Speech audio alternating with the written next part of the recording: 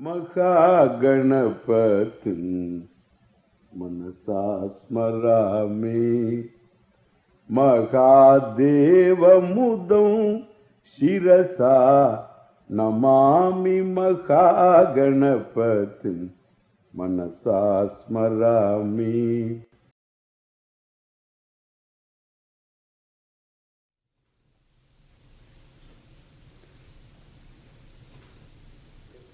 All right, there is direct knowledge, there is indirect knowledge. Then there is another, they call it knowledge, indirect knowledge. What in fact it is pure belief. Like pure belief. Pure means Shuddha. Shuddha, unalloyed belief. And what is that belief? I will go to heaven. This is unalloyed belief. I will go to heaven. There is a place called heaven. I will go to heaven. I will survive death. Having gone there, I will like it. Whole thing is belief. Nothing wrong to believe. But it is belief. Understand? It's not a belief pending understanding. That is called trust. You trust somebody pending that person proving otherwise. You trust a person, you trust a theory, you trust a statement, you trust something that is propounded as a possibility. Well, you accept it for pending understanding. That is a different type, that is called faith, you can say, trust, you can say.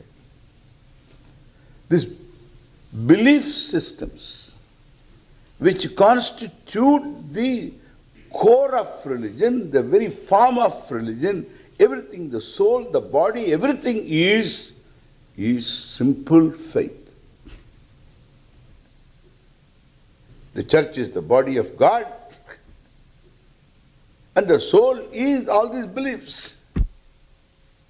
So the whole thing is belief system. There is nothing wrong to have beliefs. This is belief. We should understand it's belief. It doesn't belong to the category of knowledge. They will say, certain things you cannot know. So, all right, you cannot know, so we need not know. That's why Karl Marx said we need not know. Who should we know? Certain things you cannot know. All right, we need not know. Bertrand Russell said also, we need not know. Let us live it. Let us deal with what we know. What we know is enough to live our lives here. And to make it better, let us know a little more. And let us deal with situations properly. That's all. So we need not go far. What we don't know, this is their approach. What I say, that belief is purely something that you commit yourself to, and where your whole faculty, cognitive faculty, is suppressed. To keep that cognitive faculty not violated, you must anesthetize that in that area. Why? Because some beliefs are not believable. God is there and He's sitting in heaven in one corner, and heaven is a place, location in time and space, if you say, then that is not acceptable. Who created time? Who created space, etc.? 100 questions are there. And still you don't ask them, because you ask them and there is no answer, and afterwards you give a local anesthesia. This is called religious local anesthesia. So that area there is no thinking. So that is what they call violence to your cognitive faculty. It's a violence. It's a violation. Because it is just somebody is anesthetizing you and you subject yourself for that local anesthesia without your signing the papers. You know, all the anesthesiologists always get from you some paper, you know. You sign yourself completely. A big surrender. So what is there is thoda. So very little what we have. Even that we have to surrender if it is total anesthesia, We have to surrender. Hoping that the fellow will bring us back.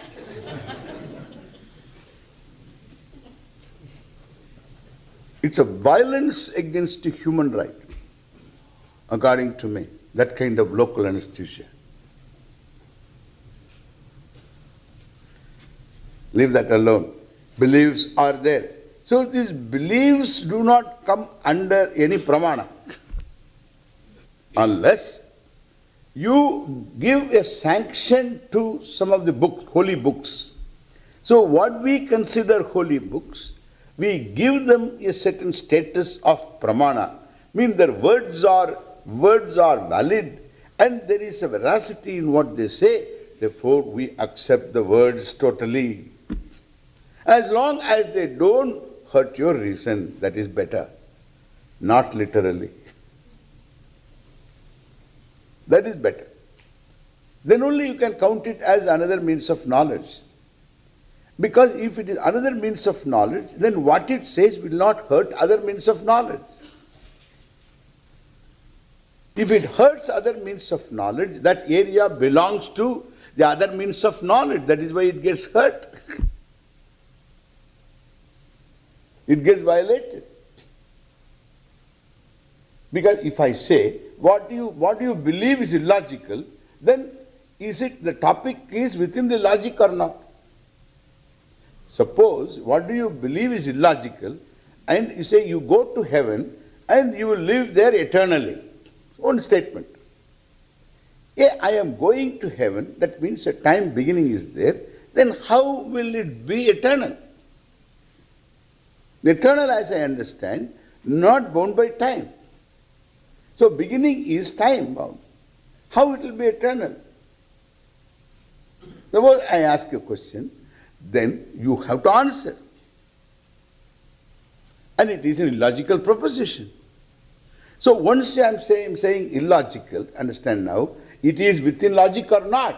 What I can prove as illogical, if I can prove the fallacy in the conclusion, then it is within the logic. It is not outside logic. And therefore, any belief should not violate your pramanas. Either perception, direct perception, or anumana, or arthapatti, inference or presumption, it should not violate. Shankara, at one place, he says this also. Even Veda, we look upon it as a pramana, means of knowledge. Now, if the Veda, there are 100 places, in 100 places, the statement is there. What? Fire is cold to touch.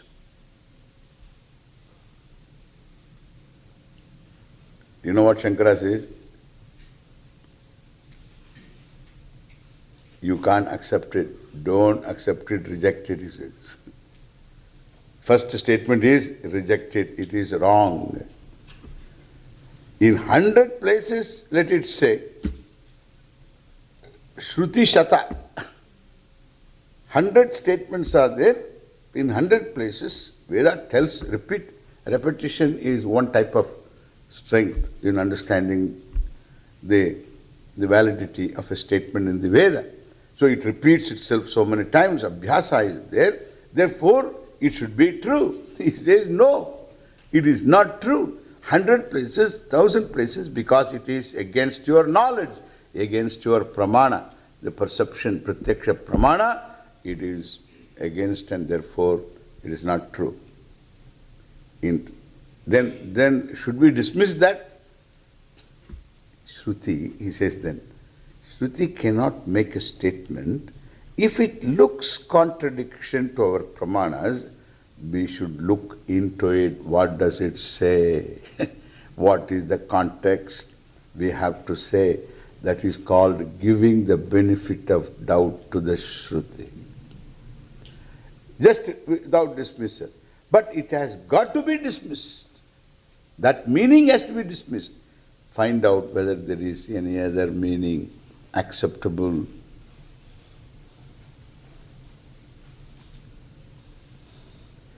And thus, you understand now, therefore, a belief has to be, is either it is a verifiable belief, which is workable belief, that is okay, but then a belief which is non-verifiable, like after my death something will happen to me, etc., is non-verifiable.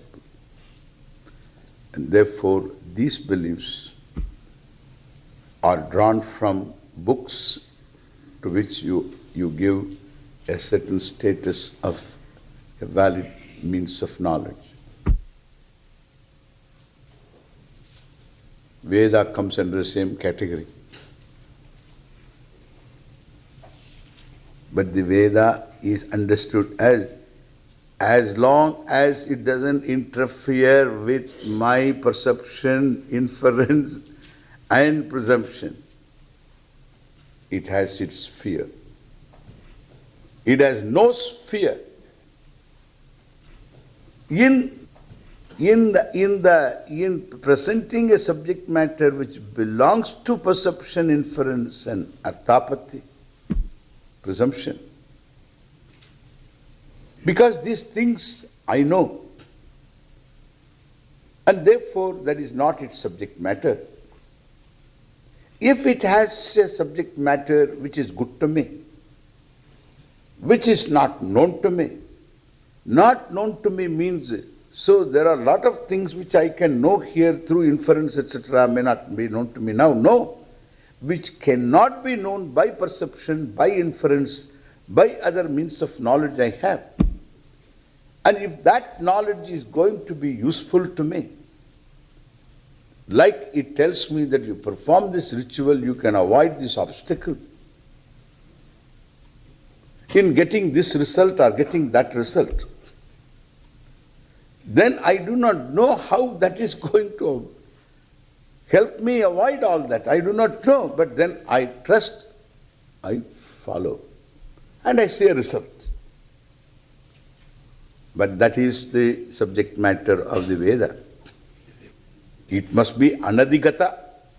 What it says should not be available for other means of knowledge. And what it says should be useful to me. Phalavat. It should be useful to me. If it says, in the heaven, I do not know heaven first. That is okay. That is its subject matter. In the heaven, there are crows. That also I do not know. And they are white. That also I don't know.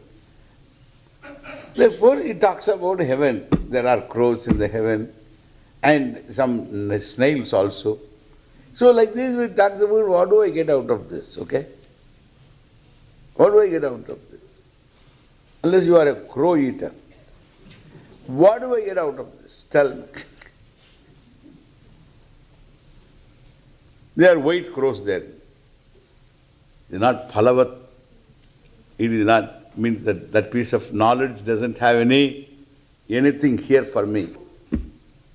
Therefore, the Veda, like any other book, must have a subject matter which is not available for my perception, inference and so on, which will be useful for me, which I can know through the Veda, and then I can get some benefit out of it.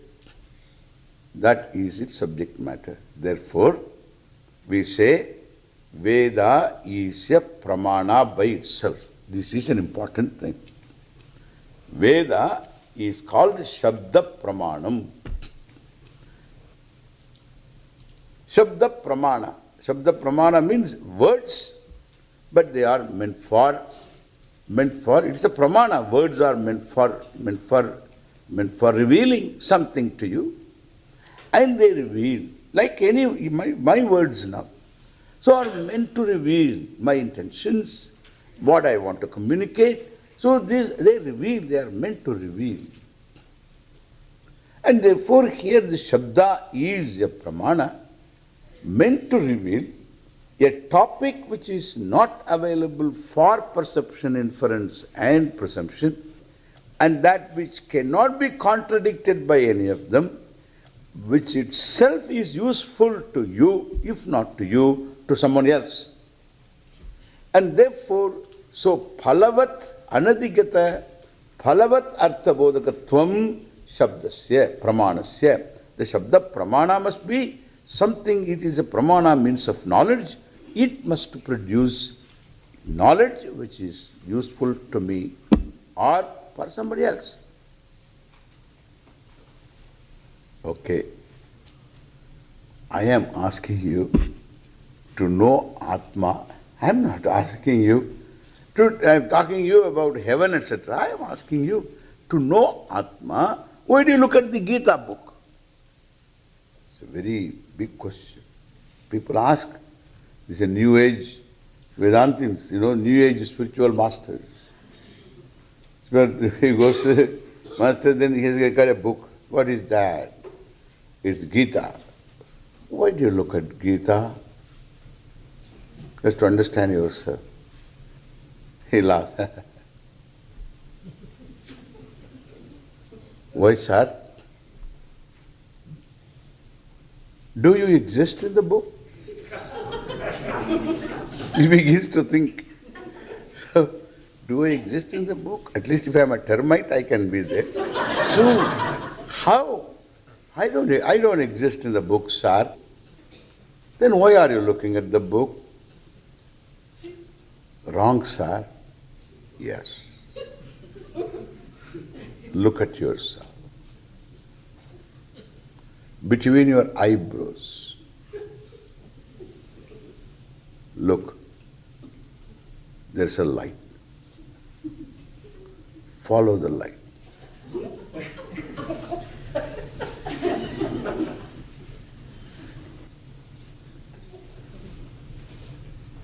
It's all,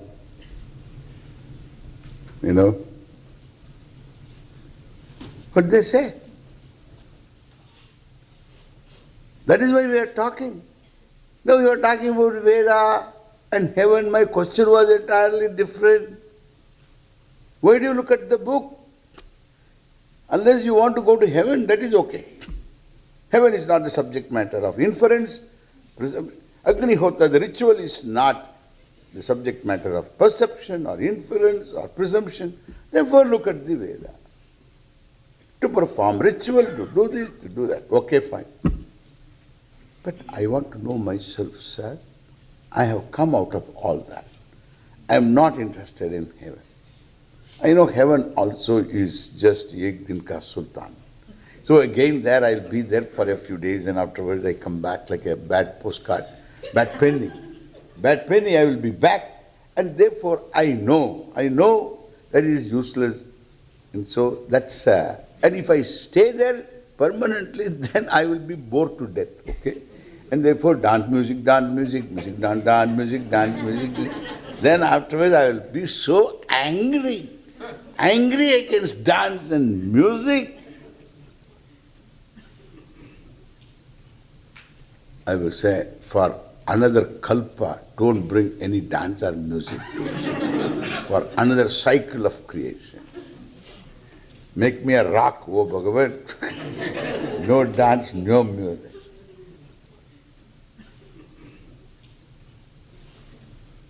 Silly. It's okay. Everything has its own small little place. Nothing more.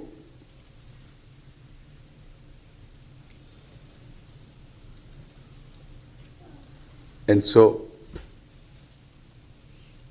I want to know myself. Vivasayatmika buddhi. Connection we want. So what do you want to know? Please tell me, what do you want to know?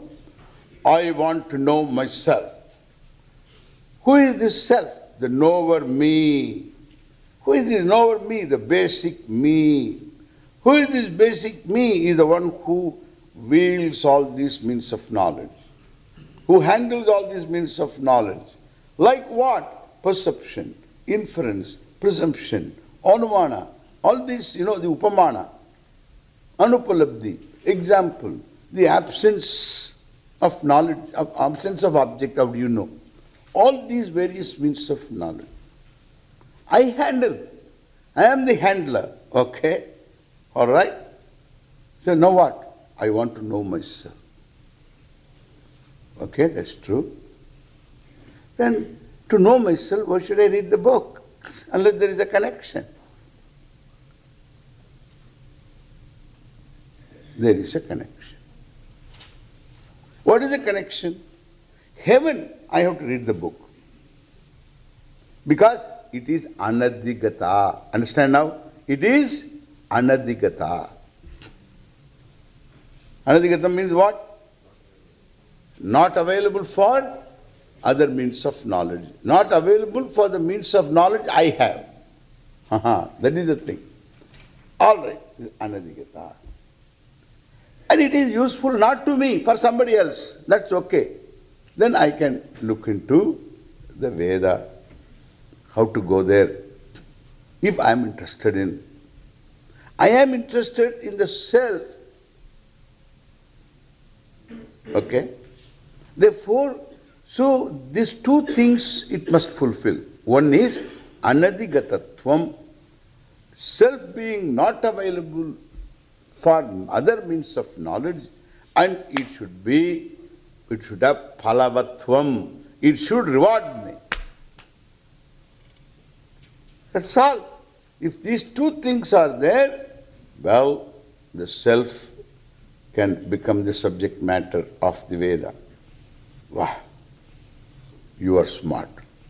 You are smart. Who is smart? You can understand now. You are smart. Means this much you have understood, therefore you are smart, okay? So this imagined fellow who is sitting there in my head, and that person, you are smart. You have understood. Anadhigatatvam must be there for the self, and plus what? Phalavatvam. Wow, smart. But all right, self anadhigata. What are you talking? Self is not anadhigata. Self is not heaven. Self is available for me to experience. You must experience the self. How to experience the self? As Brahman. A Brahman is a word. It's a word. Are you going to experience the Brahman? It is written there on the self or something. So like braille letters or something, you see Muramura there. What? So what are you talking? Brahman. Brahman is a word. And the meaning, how are you going to experience this? Anyway, that's why it's beyond words. It's beyond other means of knowledge. It is a matter for experience.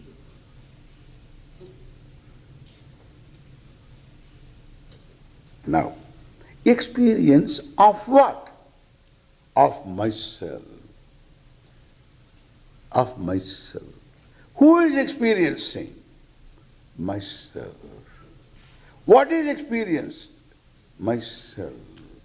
Yourself experience, you experience yourself? Yes, I experience myself. How that can happen? Unless you can ride on your own shoulders. How that can happen? That's a matter of experience.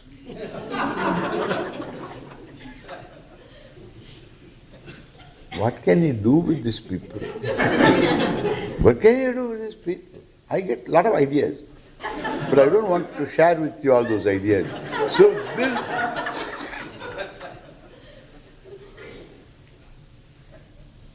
So this, I am the knower. I have to know. Now, I'll just give you some other proposition. Please see your eyes.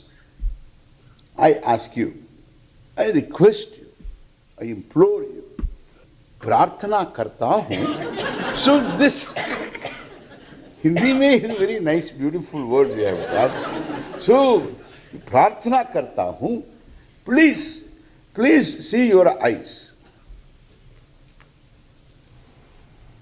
Then what do?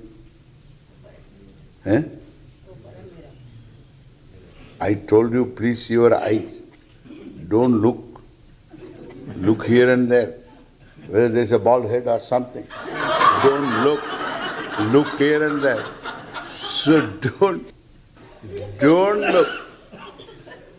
Don't look for a reflecting medium. Correct? Don't look for.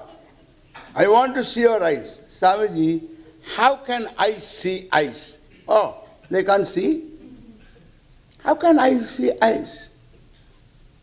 Eyes can see eyes, okay? Eyes. But not eyes. No. Oh, they can't see? No. So what a question you are asking. How can they see? The seer is the eyes. Seen also is the eyes. How that is possible? Seer, seen? No. Oh, then they cannot see eyes at all? I can see my hands, but I can't see my back. Because my neck doesn't go 360 degrees, you know. It cannot go that side and then see everything. So I can't see my back. Lot of people in India die away without seeing their backs. Even some of you might not have seen your back. Unless you have got all these cross mirrors, how are you going to see your backs? How many of you have got cross mirrors? Generally when you go to a hotel or something, Las Vegas and all that, and then at that time one day you might have seen. So nobody has seen backs. In India there is no chance. All these fellows have got only this much a mirror. In every hut there is a small mirror. And that is all the mirror. And you are not going to see, even your face you don't see proper. And then where is the question of seeing your back? Nobody has seen the backs. Their backs are not seen at all by people. They die away. I don't think anything lasts. Because the back has no features, you know. It's nothing. Nobody really bothers about the back until back bothers you, correct? So, because it is a plain surface, there is nothing, nobody misses the back. You walk and the back follows you. That's all.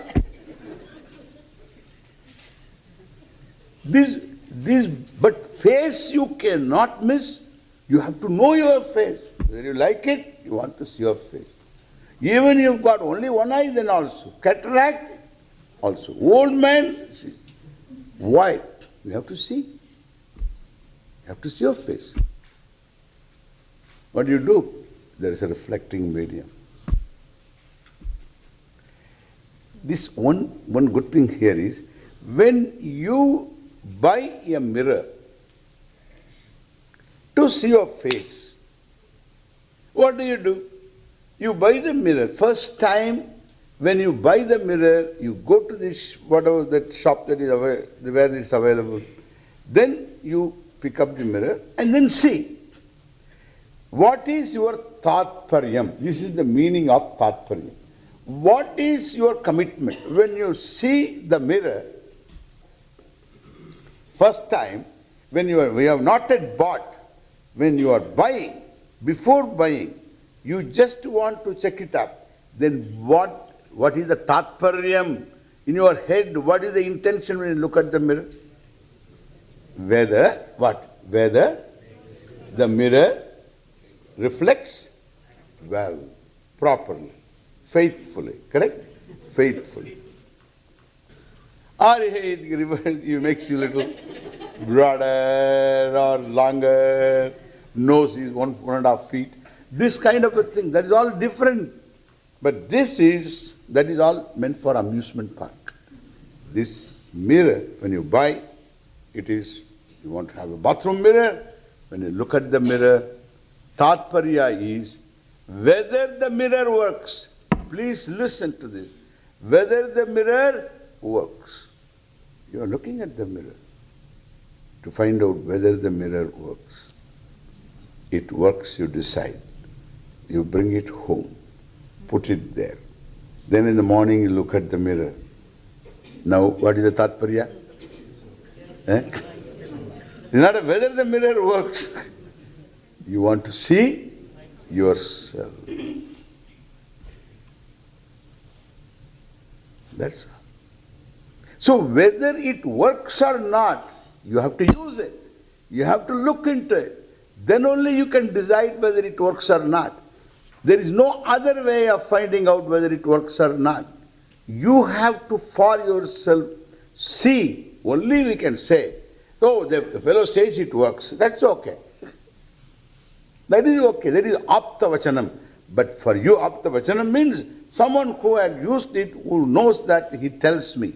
But you use it and see whether it works or not. It works.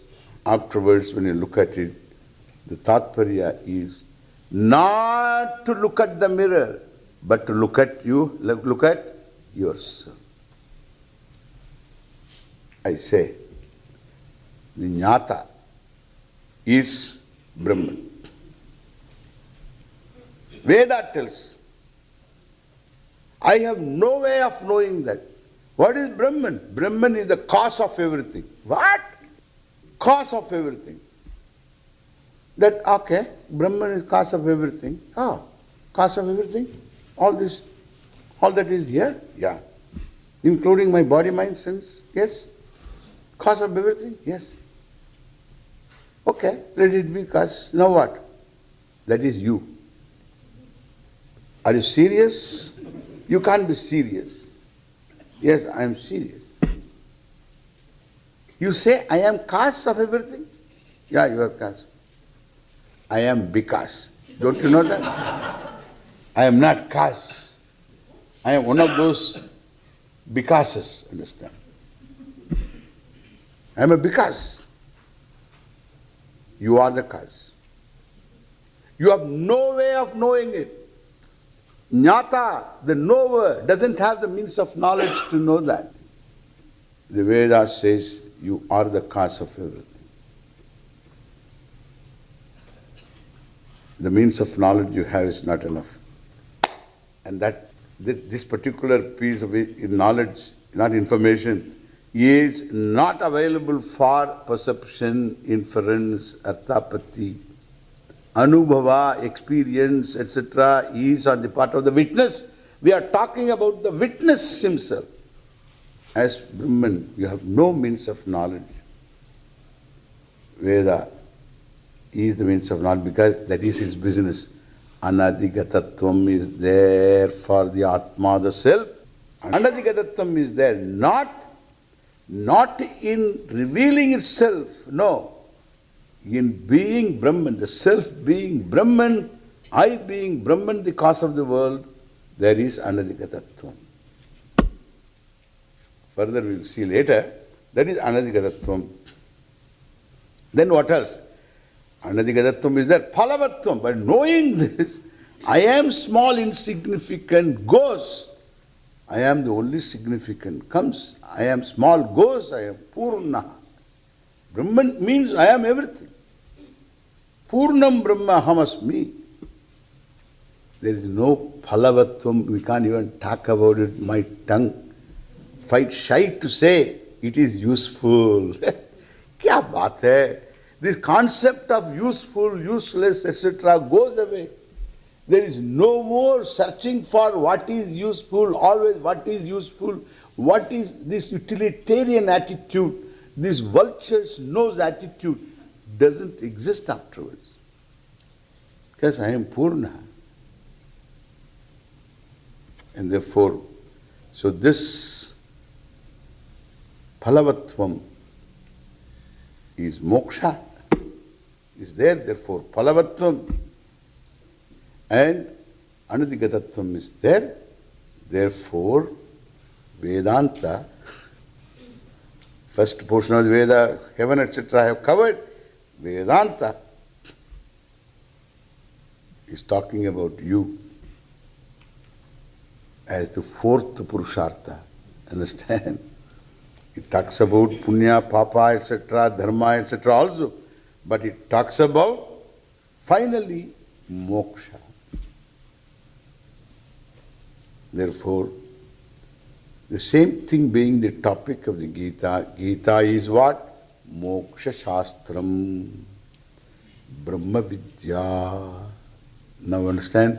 It is Brahma Vidya. You are Brahman Vidya. Brahma Vidya. But it talks also about various things. Amanitvam, Adamitvam, Ahimsa, Kshanti, Arjavam, Acharya, Upasanam, Shaucham. ये करना वो करना इसका ये नहीं करना ये सब ये क्या बात है? You are Brahman, you are Brahman, you are Brahman. That's what it should say. Nothing else it should say. No. If it says like this, one time is enough. Why second time? Second time because I don't understand. Why third time? Because to make me understand properly. Then why fourth time? Because nothing happens inside. And that means then amanitvam, adambitvam, ahimsa. So you get everything, and therefore to get you there, life is the means. It doesn't have any other means. Your life is the means. The way you live is the means. Your attitudes are the means. Your maturity is the means. The whole you is the means, because the end is you. Understand? It's not going to be any less. And therefore you have Yoga Shastra also. That is the Gita. So having understood this much, then we can proceed. What does Gita say? All right, enough. Now tell me. Now I can't wait. Please tell me. Okay, we will tell you.